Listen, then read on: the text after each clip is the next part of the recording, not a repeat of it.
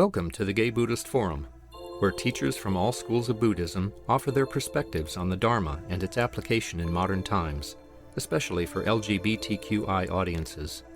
These talks are offered freely to the world and made possible by appreciative listeners. If you would like to support our efforts to share the Dharma with underserved audiences, please visit gaybuddhist.org.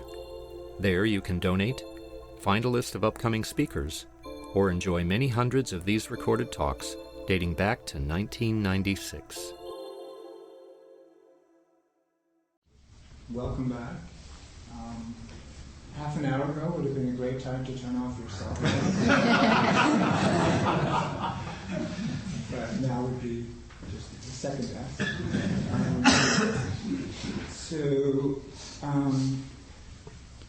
Let's go around and say our names. And then I'll introduce our speaker. My name is Cass. I'm Brad. Christian. David. Jason. My name is Michael. I'm Greg. I'm Adam. Baruch. My name is Mark. Don. I'm Jim from Pittsburgh. My name is Jerry. I'm David. My name is Tom. Gary. Larry. Tony. Jack. Matthew. My name is Paul. My name is Tim. My name is David. My name is Stephen. My name is Mike. I'm Hal. Peter. My name is Joe. I'm Clint. I'm Bob. And welcome again, Adam and David. Welcome back. We're honored today to have as our speaker the Reverend Keiryū Liên Shutt,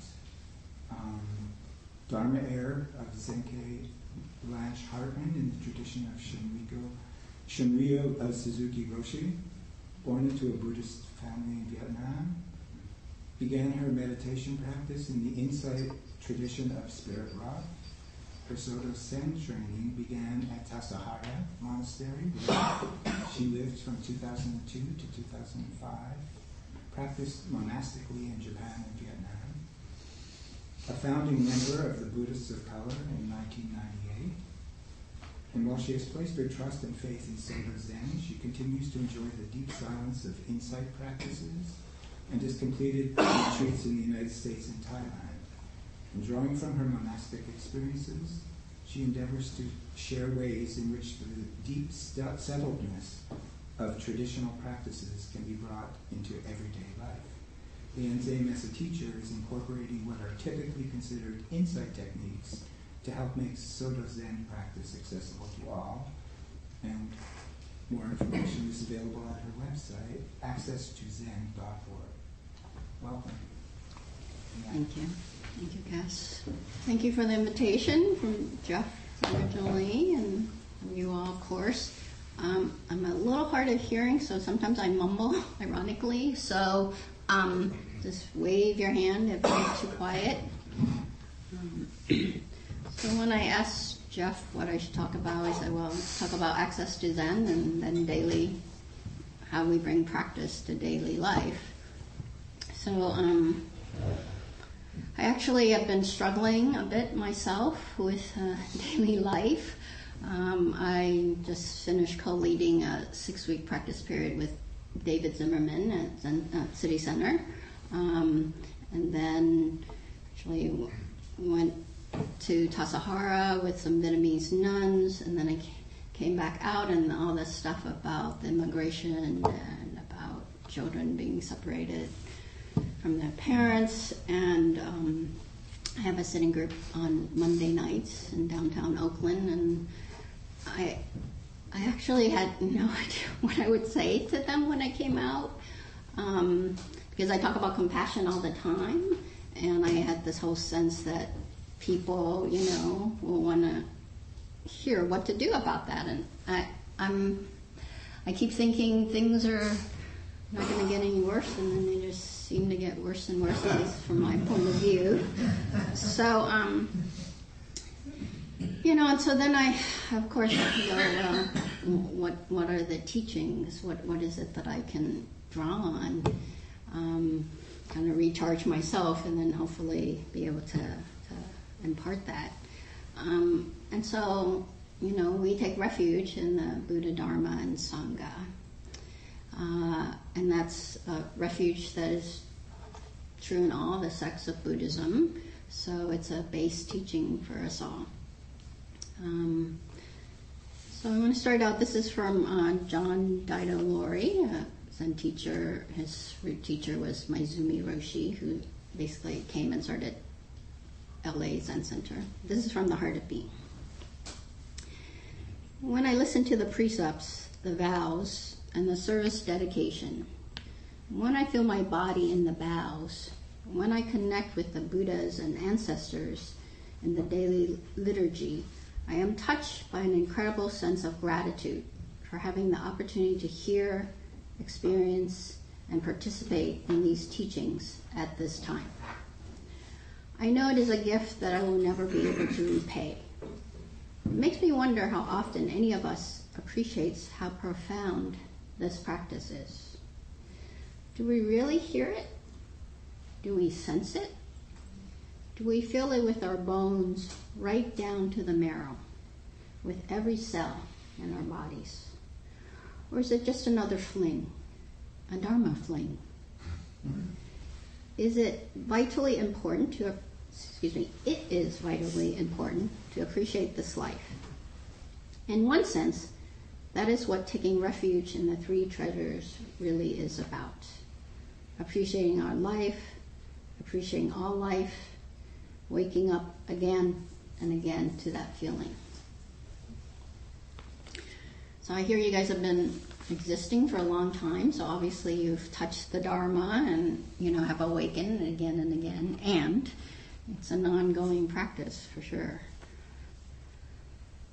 As you know, the Pali, we take the refuge every day in most temples, and when you go and retreat, I think they still do it at Spirit Rock. We recite the refuges at night. Right? So, Buddham Saranam Gacchami, Dhammam Saranam Gacchami, Sangham Saranam Gacchami. I go to the Buddha for refuge, I go to the Dharma for refuge, and I go to the Sangha for refuge.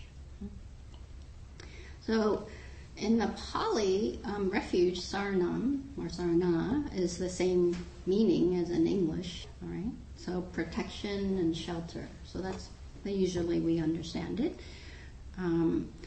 Someplace that we find safety, right? It's pretty easy to understand sangha for most of us. Like today, this is the practice sangha. We come here so that we don't have to, it's a refuge from homophobia and the oppression of homophobia. And so in this practice space, and today in this group together, we're sangha, and we take refuge from that. So, and, Bell Hooks says in her essay, Contemplation and Transformation, is from Buddhist Women on the Edge. She says, a culture of domination like ours says to people, there's nothing in you that is of value. Everything of value is outside you and must be acquired. This is the message of devaluation. So, having a refuge, having a sitting group like this, or a Buddhists of Color group or whatever, Women of Color group, women's group, is we can see that as refuge in Sangha. To take refuge in the Buddha is to take refuge in a person, since the Buddha was an actual human being that connected to this sense of being awake and has shared it. So for us, that's an example. So those are pretty easy. I have to say that when I always think about taking refuge in the Dharma, I always think that's the most boring one of all. How about you guys? Right? When I have to talk about it, I'm going, what am I going to say about the Dharma? I mean, there's so much. Of course, I could say words about the Dharma, but in terms of taking refuge, in our everyday life, it seems really easy right? To say, okay, well, this is my sangha. How do I connect here? And this kind of sustain you maybe for the rest of the week until next Sunday, right? Welcome. And then in terms of the Buddha, that's an inspiration, right? You can buy a picture, you can put an altar, These days, everywhere you turn, there's a Buddha statue, right? So, on one level. So how do we make the Dharma, though? How do we make the Dharma a refuge for us? That's our practice, in a way, right? To me, that's almost the harder part of practice, even though, when I asked to ordain from Blanche, she said, teachers are like, why do you want to ordain? And I said, well, I wanted the Dharma to be the rudder, like the compass of my life. Those were the words I came up with. And in essence, my whole practice is to figure out what does that mean in everyday life, right? And so here's another way to think about it. Here's from John Daido-Lori again. So usually, we understand Buddha to be the historical Buddha. He's about the three refuges. From an inclusive perspective, we say that all beings are Buddha. Also, Buddha is the teacher. We see Dharma as being the teaching of the Buddha, the medicine to heal the sickness, and sometimes it is the 10,000 things. We understand Sangha as the practitioners of the Buddha's Dharma, our companions along the way. And we also understand it as the whole phenomenal universe, all sentient beings. All right, so that's our usual understanding of taking refuge in the triple treasure. Now, to take refuge in the Dharma, I think, is really to enact the Dharma. And sometimes that's why, in terms of the ceremonies, they're containers for us to enact the Dharma. Right? They look like rules, and I know that's what keeps people away from Zen. It certainly kept me away. When I started practice by reading a lot of books. I actually used to live in the Mission when I first moved here on Mission at 18th. And dog-eared books, which I think is still in Valencia, thank goodness. I got some cassette tapes there of Jack Cornfield giving meditation instruction, so I still hear Jack's voice, right? I did my first 1 month at Spirit Rock with Jack. So most of us come to listening, reading the Dharma, and yet how do we put it into practice? Right? So another way to take refuge in the Dharma is, when we go to So, when you're asked to take the precepts at Zen Center, and that's where we hear most about the three refuges, right? Is when you ask to take the precept or when you study the precepts, or at least in our tradition. So when you go to study the precept, part of the process is to sew one of these. Do you guys know what these are? So basically, this is a small version of the big okesa, right? As Buddhism moved from India to China, or some people say maybe Vietnam before the Chinese occupied it, Tikhan would make that case. It moved from a society that was less dana, almsgiving, to much more about, on a certain level,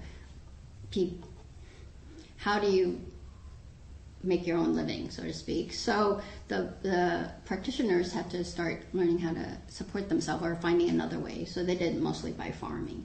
And as you know, generally when you're ordained, you get robe in your bowl, technically. And so it was just to, in the Theravada tradition, you're not allowed to work. Lay people, especially monks don't do a lot of work. They're not supposed to. When I was in Thailand, some monks aren't even supposed to peel an apple, right? That's why lay people do everything for them, or the nuns. Right?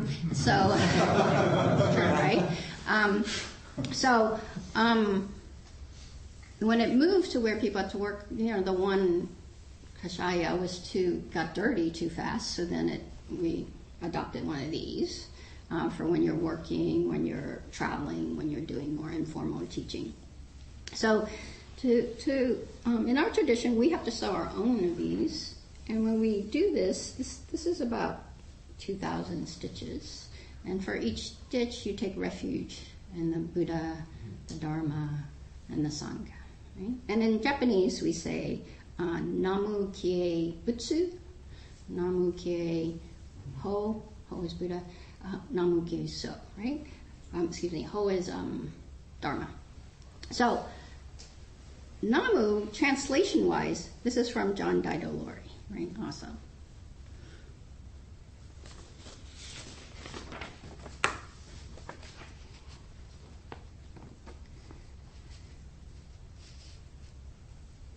The way we use the word refuge is taken from the Japanese term kie. Kie consists of two characters. Ki, K-I-E, means to unreservedly throw oneself into. No holding back, no way out, no safety net, harness, or rope. That is the way you work with a koan, say, unreservedly. That is the way a parent rescues a child who is in danger. The parent does not think about himself, herself, themselves. The parent does not hesitate for a second. The second character, E-I, literally means to rely upon, in the way that a child leaps into a parent's arms, trusting unequivocally. I remember when my children were young. They were able to stand by themselves, but couldn't yet walk. And I would stand them up on the dresser and say, jump. And they would throw themselves into space, knowing I would be there. They had a complete sense of trust and unwavering commitment. It was total doing, unreservedly throwing oneself into and relying upon. Differs from a shelter or protection from danger or distress. The more common definition of the word refuge. Right? So in Zen training, we really put a lot of emphasis in what we say as showing up. Can you wholeheartedly do something? And I will say to you that the more and more I practice, the more I realize I don't wholeheartedly throw myself into things. I'm always like hedging a little bit. Because it's hard to inhabit your life fully. Because there's always something, I'm a aversive type, so there's always something I don't like. Right? I walked here, I live around Civic Center, I walked here and I thought, it's hot, so I take off my thing. Then I'm sitting here, now it's too cold, so I put it on. It's always something, right? We're walking down Mission, right? To get I couldn't remember if Bartlett was between Mission and Valencia and Guerrero, right? And walking down Mission, there was a lot of suffering. People yelling, the smell, and it was hot already, right? And I was just thinking, I don't like it here, right? I don't like it, right? This is not, it's hard to be with it completely all the time, right? I was thinking, what could I be drinking? Where could I get a cool glass? I mean, it's always something to try to not be present with the suffering I see, right? Or the dis-ease of situations. So another way to think of refuge is, how is it that we throw ourselves into our life? How do we just, without any hedging, right? No, maybe I will, maybe I won't. What would that be? Would it be to go through your experience? Right? So practice is a container to hold our experience. This is what a period of meditation is. That's why there's a bell to start and a bell to end. It's a period, in Zen we like to say, when you sit down on your cushion, you're enacting awakening. So awakening is to be with things completely. We're given tools to do that. Right? How do we inhabit a body? Right? That's what the posture points. It's not rules for how to sit upright, though it sounds like that. and it can be taken that way. But it's really a yogic practice. These are points in which if you can find the connection to them, there's a sense of stability that comes, that helps you, to support you, to be able to meet things as they arise, right? Internally and externally. So, how do we do that in our daily life? And it takes setting up containers, I think. I mean, I think that's the practicalness of it. In a way, that's what, mindfulness is also a way of setting up a container. What if I still go to one Insight retreat to rest every year, right? And all the Zen stuff doing, and these days, of course, lots of practice discussions, So lifting, salivating. You guys know. Coolness, right? Feeling it going down. Instead of Zen, where we're like eating as fast as we can. So it's mindfulness of what we're doing is a container also.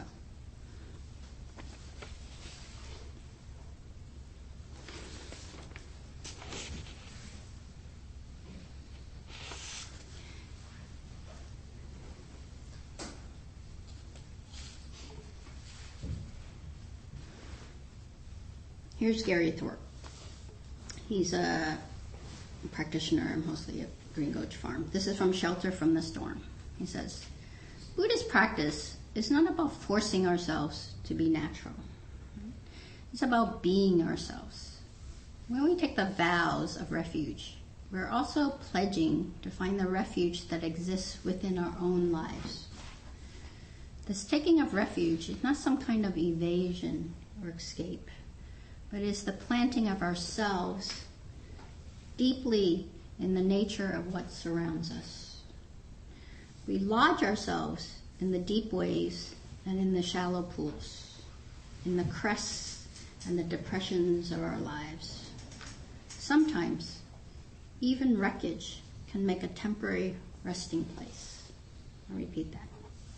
Buddhist practice is not about forcing ourselves to be natural. It is about being ourselves. When we take the vows of refuge, we're also pledging to find the refuge that exists within our own lives. This taking of refuge is not some kind of evasion or escape, but is the planting of ourselves deeply in the nature of what surrounds us. We lodge ourselves in the deep waves and in the shallow pools, in the crests and the depressions of our lives. Sometimes even wreckage can make a temporary resting place.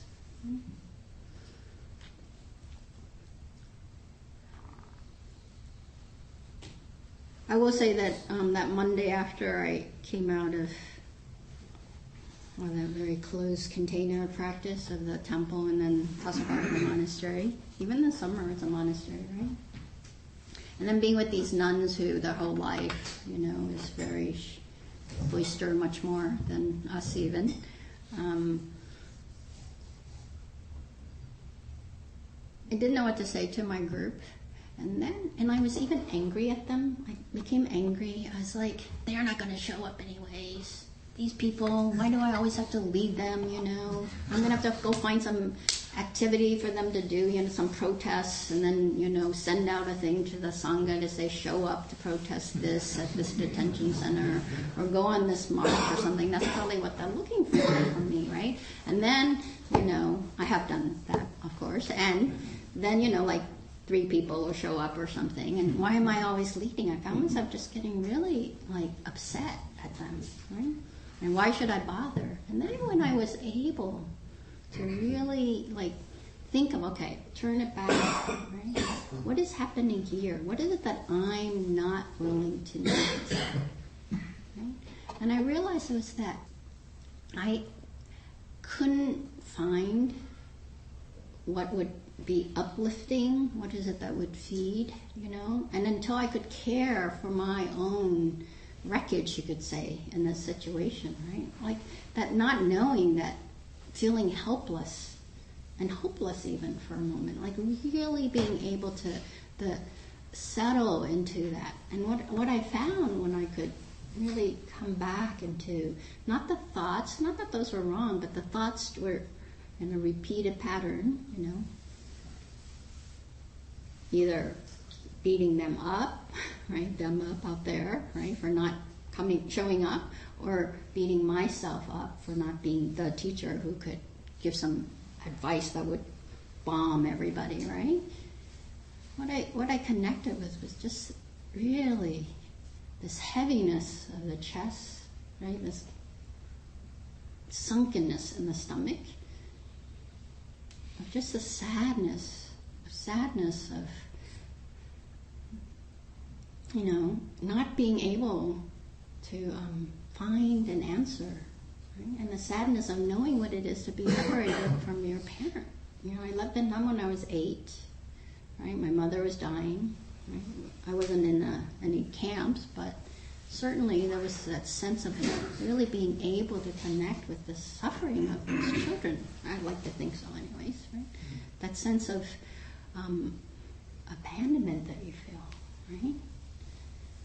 So when I was able to connect with that and care for that, this is why we have to be able to connect to what is the suffering of our lives. Right? Because when I could care for myself, right, and the pain I was having, the sadness, the hopelessness, right, and then know it for that, not to wallow in it, but to really inhabit it, to really take it incomplete, to plunge myself into it, right? To be not separate from it. Then all I did was actually, I just confessed to them everything. Which is also, before, in any ceremony, when we take like the full moon ceremonies, when we, say our precepts again, right? Which in the Buddhist tradition is either every quarterly or definitely in the full moon, right? First we repent, right? All my ancient twisted karma from beginningless greed, hate, and delusion, born through body, speech, and mind, I now fully avow. Right? To me, those are really saying, I'm a fucking human being, right? And I make mistakes, and I feel, and I don't know what to do, and I feel desolate sometimes. That's my human stateness, you could say. Right? As opposed to like thinking I have to be like the Buddha, awakened, compassionate, and full of wisdom all the time. Right?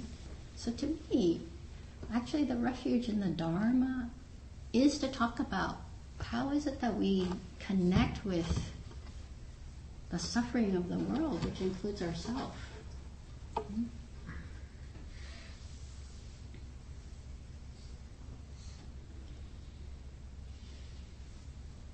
So, here's so what is it that makes us complete and whole? I also like to, maybe it's because I had to learn English at some point, but I also like to look up words. So here's integrity, right? What is it to be complete? Adherence to moral and ethical principles, soundness of moral character, honesty, the state of being whole, entire, or undiminished, a sound, unimpaired, or perfect condition. So the state of being whole, entire, and undiminished. Actually, I think that's what the Dharma is really about. The Dharma is to teach us, is to give us guidance on how is it that we can be whole, complete, and undiminished with our life, right, in our life. So I think that's really what we're looking for, right? Not just a safe place, but a place in which we feel whole, complete, and undiminished with whatever comes up.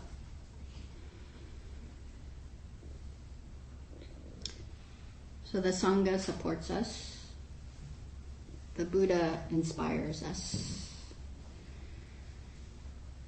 And then the Dharma gives us the teachings, and are we able to plunge into it, inhabit it fully? So it's the practice that will give us deep understanding of the truth of the Dharma. And the safety that comes from fully knowing our experience for what it is. Right? Not have it be defined outside of us, but to know it ourselves. To experience ourselves and our lives fully, both individually and collectively. Here's from John Daido Mori again.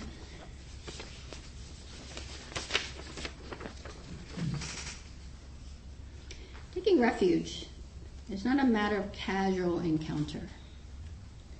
This is a whole body and mind vow. Whole body and mind unity. Whole body and mind commitment. Those who give that much realize it. Those who do not realize it. Some may realize it, some may not. Either way is okay. It's up to us. Nobody can do it for us. Buddha could not do it for us if he were here. Only we have the power to take advantage of the personal karma that has placed us in this time and place. Another way to understand karma is your habitual tendencies. Right? Only we have the power to take advantage of the personal karma that has placed us in this time and place. It is a unique opportunity, and how we use it is totally in our hands. It does not happen automatically because we wrap a rakusu around our neck, put on a robe, attend a retreat, or read a book on Zen. Okay, I'm here, now do me Dharma. It does not happen that way. We have to work for it. We have to put ourselves on the line. We have to practice the edge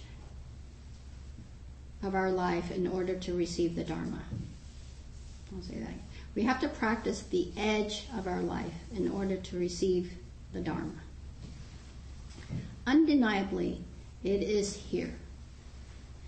We are surrounded, interpenetrated, enveloped, and swallowed by it. But most of us are blind and deaf to it. We do not see it, we do not hear it, we do not feel it. When will we wake up?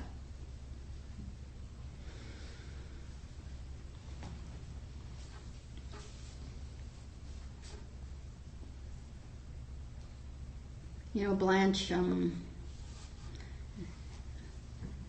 I was at City Center, it was the 2-year anniversary of her death already. I actually thought it was just 1 year, but it's already been 2 years. And, you know, she did start out practicing with Suzuki Roshi.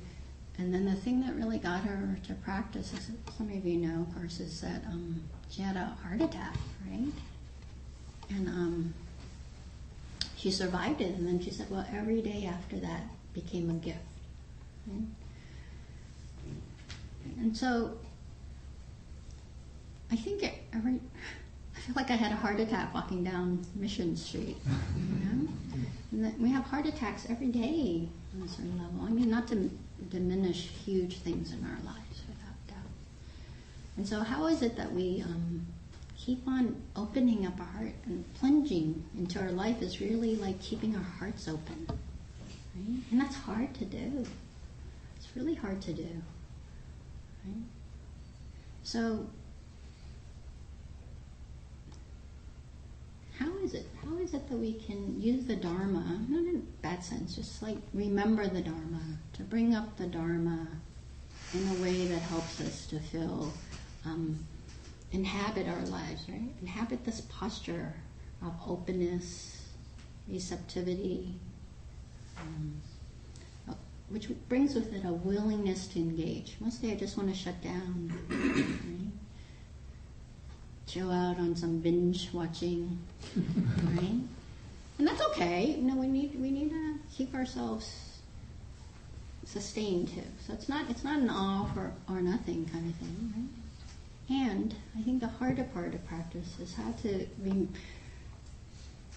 plunge into the teaching that life, our lives, as it is, right, is beautiful and precious and worthy of sharing with each other. Right?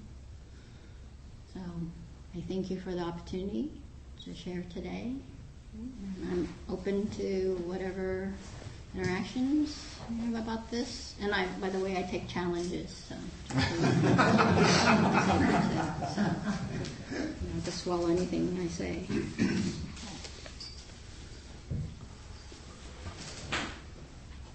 Yes, and can you say your name?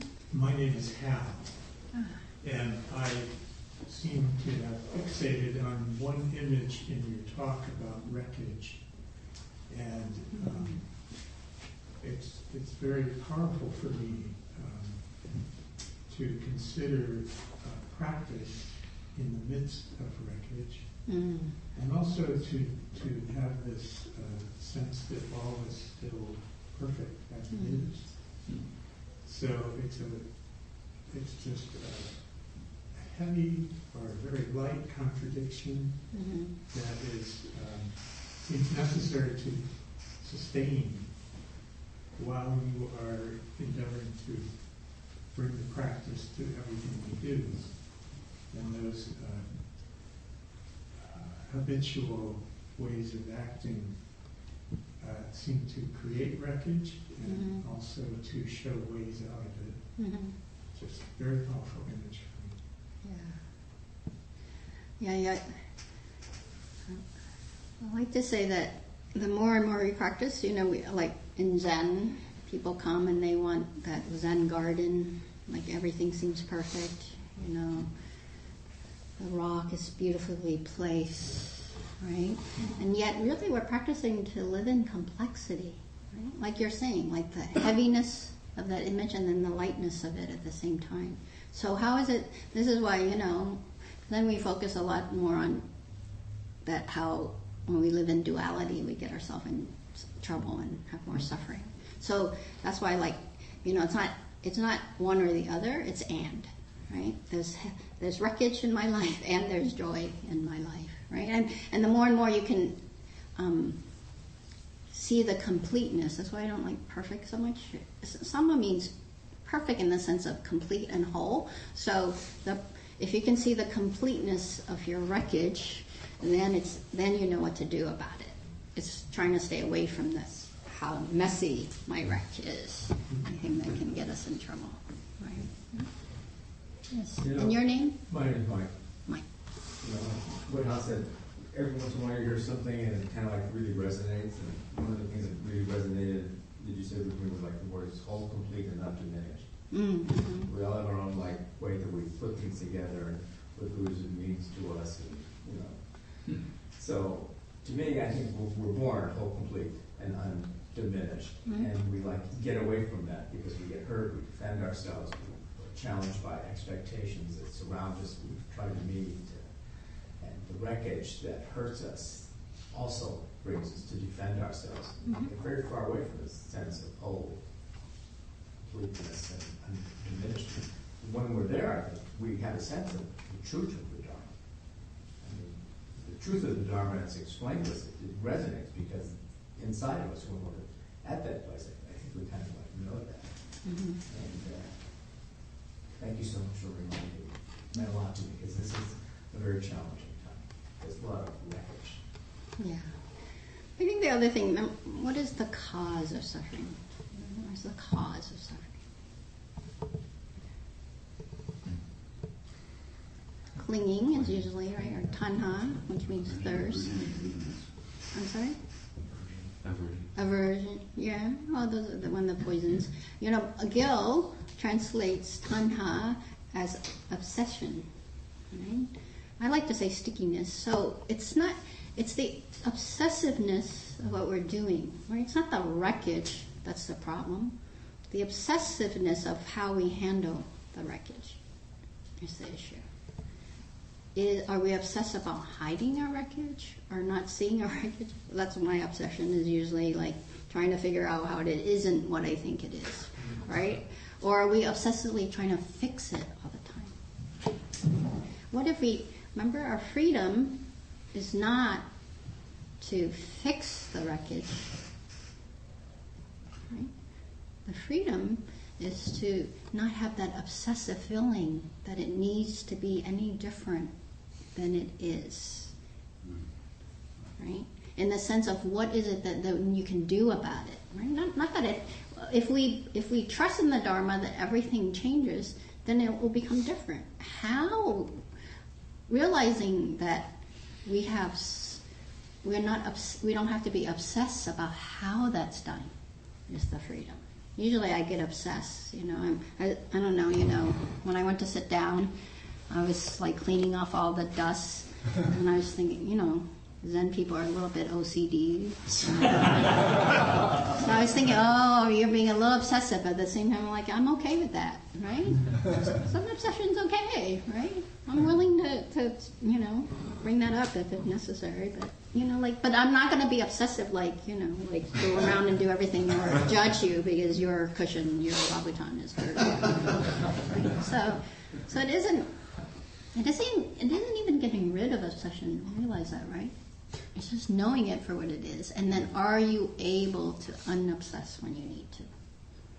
That's the freedom, and that's what we're practicing, right? That's what we're practicing. Yes. Hi, I'm sorry, you're David, wasn't it? Yeah. How did you develop trust in the Dharma and your practice, given there's so many paths in this world one might follow? Yeah. I developed trust in the Dharma because I suffered a lot. I finally, I like to say I'm a recovering perfectionist. And when I realized how much my obsession with doing everything right, actually the cause of it for me, actually to really inhabit my karma or my habitual tendency, not to blame it, mind you, but to understand how it developed, right? Which was this sense that I would get punished if I didn't do something right, even though I didn't understand what right was a lot of the time. And so when I could really inhabit like my sadness and my grief about that, and then just to see it for that as the energy that it is, which doesn't mean that it doesn't catch me, mind you, but really, ironically, to inhabit our own experience, and for me that was an emotional thing. I don't think it's necessarily has to be emotional for most people. For everyone, I would say for most of us probably, but really fully connect with the grief I carried around.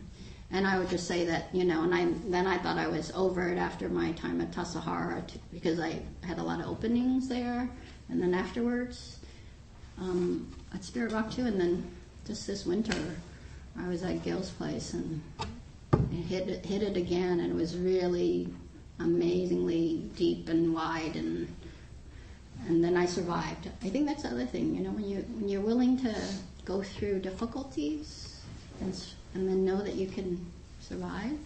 That's what's been useful. Not just survive, but thrive. That's the other thing. In survival, we realize we can thrive. Or another way to put it, bell hooks. In the same piece, which I carry around often, is she says it was a big moment in her life when she realized that she was more than her pain. And I think that's the turning point. Ironically, we're practicing to see our pain, and when we can have some non-attachment to our pain, which doesn't mean we don't feel it, mind you. It just means we have some space from it to see it as a process, and not as the story that defines me or other people. Right? Does that answer your question? Yes. Hi, I'm Tom. Hi, Tom. I'm I'm glad you mentioned, the difficulty of walking down Mission Street. Because there's many mornings when I get up to go to my yoga class early in the morning, and I only have to walk one block. I live in the Castro. But just that one block, I end up walking past, people laying on the street, having to walk through or around the detritus of a nest that a person built to sleep in overnight, cast-offs and clothes and needles and food scattered, and then the leftovers from a night of partying at the bars, which, whatever mess that was. So I get to my yoga class and I'm just completely, not where I want to be in my head. And I begin to resent the fact that I can't just go to yoga and, be there. This inhabits my mind by the time I'm there. Why can't I just go to yoga and, think about whatever, or, make a prayer to my life or someone in my life or something. So, I'm not sure what the question is, but, how do we end up not resenting the world we live in, but not being consumed by it? Mm-hmm. You have 12 minutes, Sam. Yeah. Well, what's your first? So you talked about going down Mission Street. Well, I would say that, to me, that the teaching of, we say in Zen the biggest illusion is that I think I'm separate, or that we think that we're separate. And so to me, well, there are two ways of looking at it. One is when is it in a situation when I'm suffering that I make something other than myself, right? So I know of what's difficult for me about walking down Mission Street is that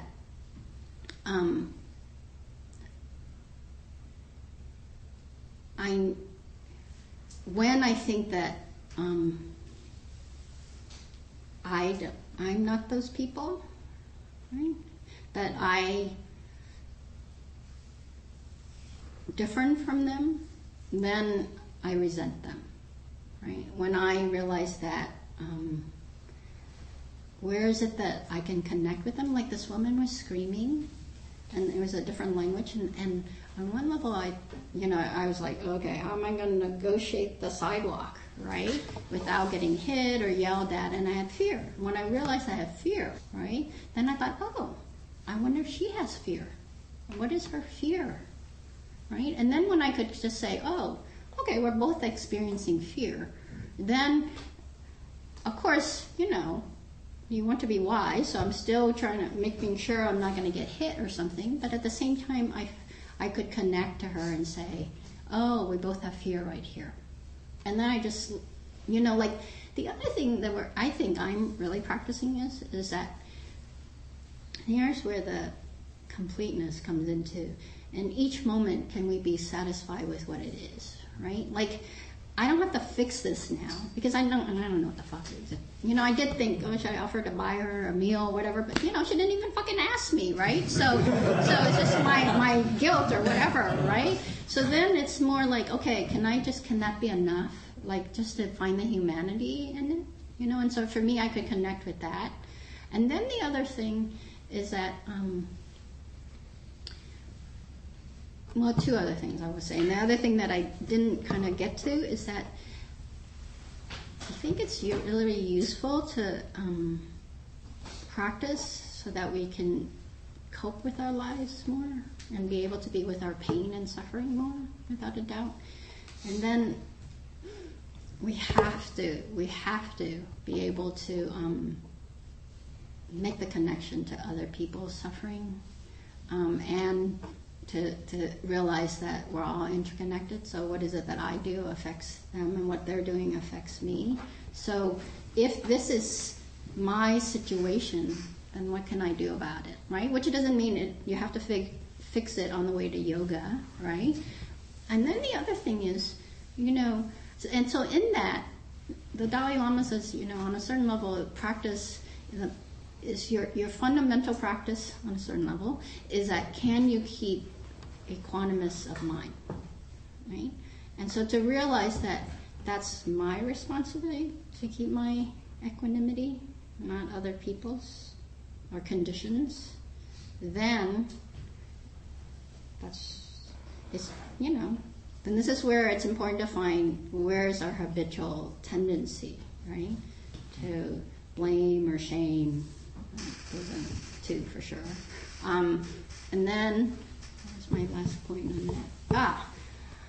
I don't know, the other thing I appreciate in Zen, it just comes up as whenever I suffer, I think about this, and I think it's much more in Zen than in Vipassana. Just my take on it is in terms of practice, in Vipassana or Insight, we're really practicing with understanding impermanence, right? And of course, the three is impermanent, three laws, right? Impermanent, not self, and dukkha, suffering, or disease, dissatisfaction, discontent. So I think in Vipassana, in terms of practice, in general, we're learning how things come and go, impermanence. My knee pain, the heat comes and goes. My ideas about my pain comes and go. And then in Zen, we focus much more, this is why all the forms come in, on the sense of me. How when you obsessively cling to a sense of self, it's the cause of suffering. Or it's the condition where more suffering arises. So whenever I suffer, I say, which me is it? Which sense of me, mind you, which sense of me is feeling threatened here, right? By that, it doesn't mean that it shouldn't exist or that I should annihilate it. It's just, or that's wrong. But which sense of me is having a hard time here? So in the case of that woman, the sense of me who's compassionate and needs to care for things, was like I have a place to go to give a Dharma talk, and also the sense of being the responsible me. So all these me's are like in conflict with each other. And then can I just say, okay, I can't do anything about it, and I have to accept the me that comes up that says, I don't know what to do here. Or even the one that says, I don't want to do right now, right? And if I'm okay with that, in the sense of, for now, I have somewhere I have to be, I can't do. As opposed to beating myself up that, as a good Buddhist teacher, I should, buy her a meal, right? That's why that thought came up. Or do something to fix this right here and right now. And I think when I don't beat myself up with that me, for that me, then it's easier to settle into where I am. Did I see a hand over here? Yes. This should be the last question. Okay. My name is Clint. I was profoundly moved by your talk, and in a very deep way, and it's really helpful for the issue I'm addressing within my life right now, or maybe not addressing. I have a brother who is frankly racist and a Trump supporter, and I have almost no interaction with him. He also is fiercely loving of his family, and I know that if anything happened to me, physically or financially, he would just be there for me any way he could. But I just cut off communication with him. I haven't done dramatically saying, I just don't have any communication with him. And lately some family business has come up where he communicates himself to me, but he had to have some kind of communication. And, he was really some kind, emails from him saying, you don't have to let politics interfere with us. And I've been struggling with that because I want to say, well, why do you believe these things? Why do you support this guy? I would like to have a relationship, but I cannot get over the fact that you support Trump. So I just can't have a relationship with you. I don't say that, I just think it. But just from your talk, I'm thinking, I'm not even, I would like to respond to his attempt to reach out and not even talk politics, not even try to convince him to see things otherwise. I've been waiting back and forth. But your talk really there's a tipping point where I want to just go and have a non-political relationship with my brother and try to forgive him for the fact that I think he's a racist Trump supporter. Because he knows I'm gay, and he's always been non-homophobic at all about about that. So, anyway, I'm talking my time. I should say thank you. It's a very apt time to hear your talk. So,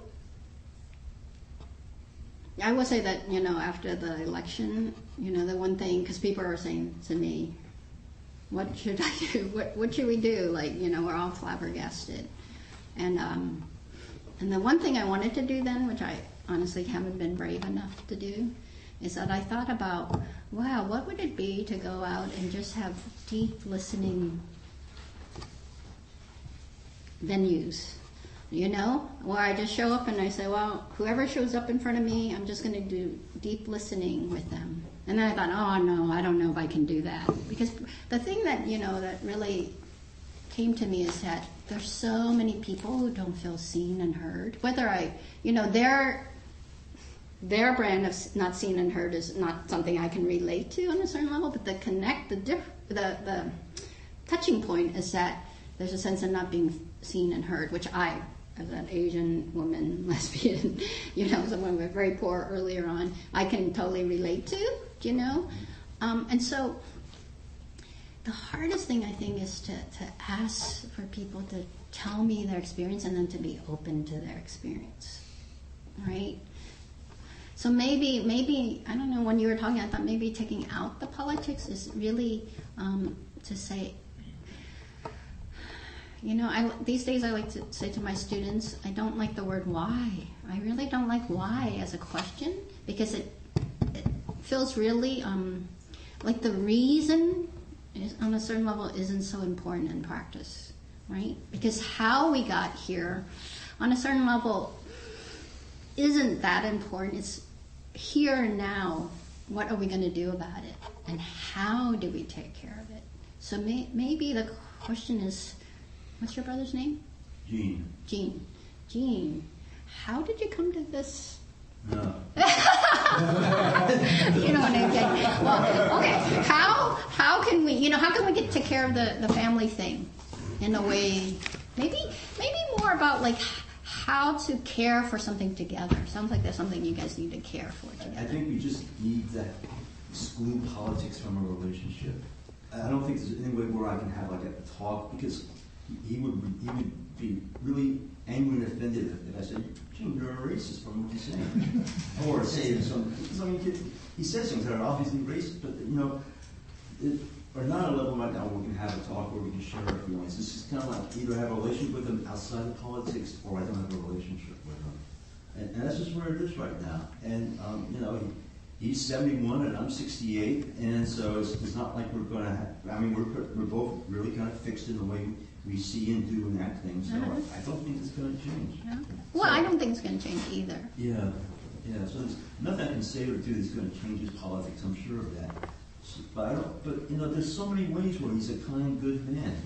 And I just, I keep getting emotional. Well, I think actually you already have a how. How are you going to relate to him in a way that you guys can connect? Yeah. Which means, sometimes it means not talking about certain things. Yeah. Right? Even big, important things. Yeah. Or it sounds like there's some other important things I need to care for now. Yeah. People thank you. Well, thank you. I'm sorry. All right. Let's dedicate the memory. So we'll have some announcements, and then we'll have our dedication thing. Okay. Next week, Eve Decker, who's a frequent speaker, visitor to our sangha, will be here. She's released 2 CDs of Dharma-based music.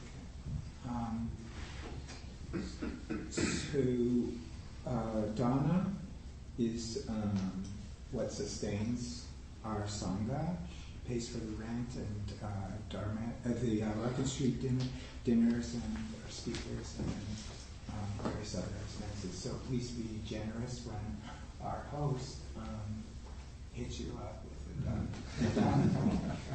And do we have a host today? Surprise! It's me again. I'm your host. There are snacks and tea available for you. When you're done with your cups, you can just just leave them in the sink and then provide me the opportunity. My favorite mindfulness practice is just washing dishes. I'll be circulating around the room with the Dharma bowl. Suggested donations around $10. The money provides us with wonderful speakers and different programs, the newsletter, and the monthly Larkin Street dinner. There's a sign-up sheet for newcomers to be on the mailing list here on the credenza. Rumor has it that at 12:30, I never know because I have to be gathered by then most of the time, but rumor has it at 12:30, people meet outside the door and go out to lunch. That's it. Any other announcements? I have to. Oh, in the past, we've talked about forming a group of members here who are interested in taking some sort of social action. So this is like the final week. I'm asking if you're interested in participating in that group. Please talk to me after. So this afternoon, 1 to 3 here is our monthly book discussion. So for those of you who have read in the past month, James Baldwin, Fire Next Time, we're meeting here at 1 o'clock. And then following this meeting, look for email about the next book and when the date for the next book group will be. I just want to briefly echo what Michael's trying to do. This is such a powerful group of people here. I think that we might be able to do something if we form a small subgroup where we can think about how, even just like get out the boat or something else. I think this is a real opportunity to use the karma that we're talking, personal karma, in a way where we can maybe make a statement that's a productive statement. Michael? Yeah, on August 5th, our calendar lists an open discussion as our program, and we're actually going to have a celebration of Sangha Day, and we're going to acknowledge all of our volunteers and sort of pull back the curtain a little bit to let you know more about how this all happens. So Sunday, August the 5th. Oh, I'm sorry. Yeah. So, I certainly invite all of you to show up, particularly if you're a volunteer, because there'll be some acknowledgement. Thanks. And I have 2 announcements. One is that starting Wednesday next week at EBMC, I'll be doing a 4-week class on love, supported by the 4 Brahma Viharas. Someone asked me to teach about love, and I was like, and then I went through the teaching. So, and we're also using Bell Hook's book, All About Love, as a support for that. So that's 4 weeks, Wednesdays at EBMC. Thursday, starting next week, I'll be teaching at Zen Center, meditation training. That's how I know Adam, which is like I like to say the craft of meditation, which is both Zen and Vipassana combined. So that's 4 weeks. So if you know anyone who would like to engage with either of those, let them know. Thank you. Next Sunday, we will be opening registration for our annual fall retreat. So we'll have the registration forms for that. It'll also be announced on Facebook and our Yahoo group, so look for that. But Bill Weber will be will lead us in our retreat, and it's anticipated that registration will fill up. So be forewarned. It's the last weekend in September. Yeah, 29th and 30th, I believe. Yeah, Friday, Saturday, Sunday. Folsom weekend? Yes. Time for that. So bring your letters. Yes. Here on Folsom Street. So let's gather in a circle for the dedication there. And I believe one of our members has a birthday today. Is that right, Paul? That's right. Happy birthday, Paul.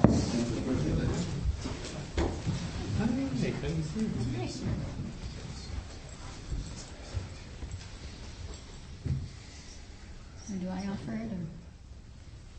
Or am I offering? Yeah, you, okay. if you. For any merit we accrued this morning. Oh, sorry, I'm used to people repeating. For any merit we accrue this morning. For any merit we accrue this morning. Let's first absorb it in ourselves. Let's first absorb it in ourselves. Let it sustain us. Let it sustain us. Let us sustain everyone in this room. Let's sustain everyone in this room. And let it extend in all directions and all times. Let it extend in all directions and all times. Thank you very much. Thank you very much.